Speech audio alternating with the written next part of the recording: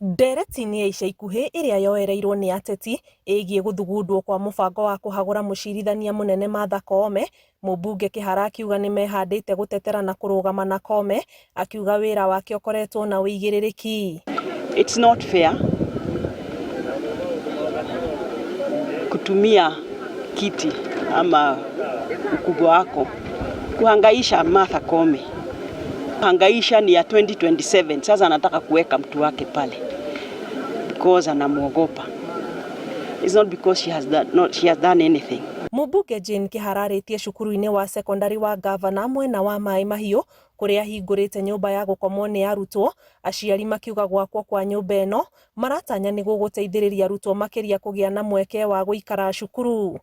By 2022, about 200 and something students had dropped out of Gavana.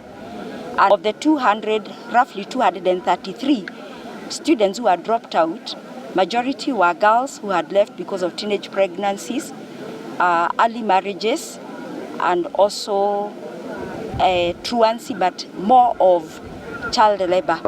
Mũbango mwerũ wa ũrigiti wa SHA, mogarũrũku mũbango-inĩ wa ũrĩhi wa mathomo ma university na kũhingũrwo gwa cukuru njerũ itarĩ na arutwo, mũmbunge ũyũ augĩte nĩ makinya matokanĩtie wega na ũthii wa na mbere wa bũrũri. How do you wake up one morning and open 23,000 secondary schools? One morning in the entire country. Where are those teachers going to come from? I think it was not properly thought out.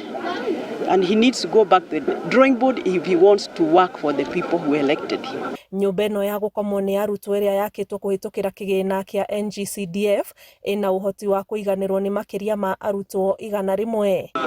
Tumeona mmekuwa pande zetu sana juu kuna watoto walikuwa wanapotea shule, wengine wanapata mimba, wengine wanakataa shule, lakini juu venye mmekuja tumeona dom venye mmejenga vizuri, tunawashukuru sana.